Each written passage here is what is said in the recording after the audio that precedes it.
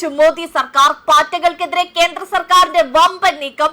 കുറ്റകൃത്യം ഇല്ലാതെ തന്നെ 12 മാസം ജയിലിലിടാം. ദില്ലിയിൽ നാടകീയ നീക്കങ്ങൾ.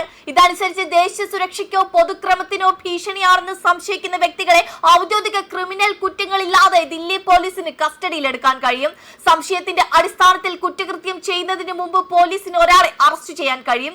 കസ്റ്റഡിയിലെടുത്ത വ്യക്തിയെ 12 മാസം വരെ ഔപചാരിക വിചാരണയോ കുറ്റപത്രങ്ങളോ ഇല്ലാതെ തടങ്കിൽ വെക്കാനാകും. ജൂലൈ 19 മുതൽ മുൻകാല പ്രാബല്യത്തോടെ ഒക്ടോബർ 18 വരെ 3 മാസത്തേക്ക് NSA ചുമത്താൻ ദില്ലി ലഫ്റ്റനന്റ് ഗവർണർ പോലീസ് കമ്മീഷണറെ അധികാരപ്പെടുത്തിയിട്ടുണ്ട്. ആഭ്യന്തര മന്ത്രാലയത്തിന്റെ നിർദ്ദേശപ്രകാരമാണ് ഈ നീക്കമെന്നും സൂചനയുണ്ട്. അറസ്റ്റ് ചെയ്യപ്പെട്ടാൽ ഉടൻ തന്നെ അഭിഭാഷകനെ സമീപിക്കാനുള്ള അവകാശം പോലുള്ള സ്റ്റാൻഡേർഡ് ഭരണഘടനാ പരിരക്ഷകൾ NSA പ്രകാരം ബാധകമല്ല. 24 മണിക്കൂറിനുള്ളിൽ പോലീസ് വ്യക്തിയെ മജിസ്ട്രേറ്റിന് മുന്നിൽ ഹാജരാക്കേണ്ടതുമില്ല. വ്യക്തമായി പറഞ്ഞാൽ പ്രതിഷേധത്തിന്റെ മറവിൽ രാജ്യ തലസ്ഥാനത്ത് കലാപം സൃഷ്ടിക്കുന്ന പാർട്ടികൾക്ക് 1 വർഷം അകത്തായേക്കുമെന്നാണ് സൂചന.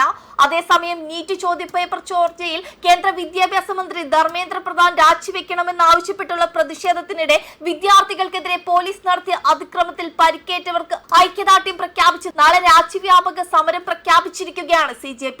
സമരത്തിന്റെ ഭാഗമായി രാജ്യത്തുടനീളം വീതികളിൽ ഇറങ്ങുന്ന പ്രവർത്തകർക്കായി പ്രത്യേക മാർഗനിർദ്ദേശങ്ങളും സംഘടന പുറപ്പെടുവിച്ചിട്ടുണ്ട്.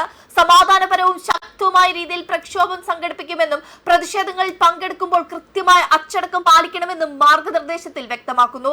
അതേസമയം സമരം ശക്തമാക്കുന്നതിനിടെ CJP വീണ്ടും കേന്ദ്ര സർക്കാർ ചർച്ചയ്ക്ക് വിളിച്ചു. ചർച്ചയ്ക്ക് സമരക്കാർ തയ്യാറാകണമെന്ന് കേന്ദ്രമന്ത്രി ജിതേന്ദ്ര സിംഗ് അറിയിച്ചിട്ടുണ്ട്. JP നദ്ദയുടെ ഓഫീസിലോ വസതിയിലോ ചർച്ച നടത്താനാണ് ഉചിതമെന്ന് പറഞ്ഞ ജിതേന്ദ്ര സിംഗ് വേണമെങ്കിൽ സമരക്കാർ പറയുന്നിടത്ത് ചർച്ച നടത്താമെന്നും വ്യക്തമാക്കി. സമരകേന്ദ്രമായ ജന്തർ മന്ദിറിൽ ചർച്ച നടത്താമെന്നാണ് CJPയുടെ നിലപാട്.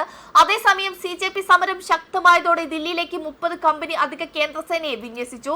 34 ദിവസം പിന്നിട്ട CJP സമരവേദിയിലേക്ക് രാവും പകലും ഇല്ലാതെ യുവാക്കൾ ഒഴുകിയെത്തുകയാണ്. നിലവിലെ സുരക്ഷാ സംവിധാനങ്ങൾക്ക് നിയന്ത്രിക്കാൻ കഴിയാത്ത വിധം ജനക്കൂട്ടം എത്തുന്നതോടെയാണ് അധിക സേനാ വിന്യാസം. രാത്രിയിൽ പലയിടങ്ങളിലും പോലീസും സമരക്കാരും തമ്മിൽ സംഘർഷവും പതിവാവുകയാണ്. 30 കമ്പനി കേന്ദ്രസേനയെ അധികമായി വിന്യസിച്ചതോടെ സ്ഥിതി കൂടുതൽ സങ്കീർണമാകുമോ എന്ന ആശങ്കയും ശക്തമാണ്. അടിയന്തര സാഹചര്യം കണക്കിലെടുത്ത് കേന്ദ്രസേനയെ വിമാനമാർഗമാണ് എത്തിച്ചത്. ആകെയുള്ള 30 കമ്പനിയിൽ 18 കമ്പനി CRCF-ഉം 6 കമ്പനി RAF-ഉം 3 കമ്പനി BSF-ഉം 2 കമ്പനി SSB-യും 1 കമ്പനി ITBP ജവാന്മാരുമാണ്. ഇതോടെ പ്രതിഷേധം നേരിടാൻ ആകെ 45 കമ്പനിയെ ദില്ലിയിലെത്തി.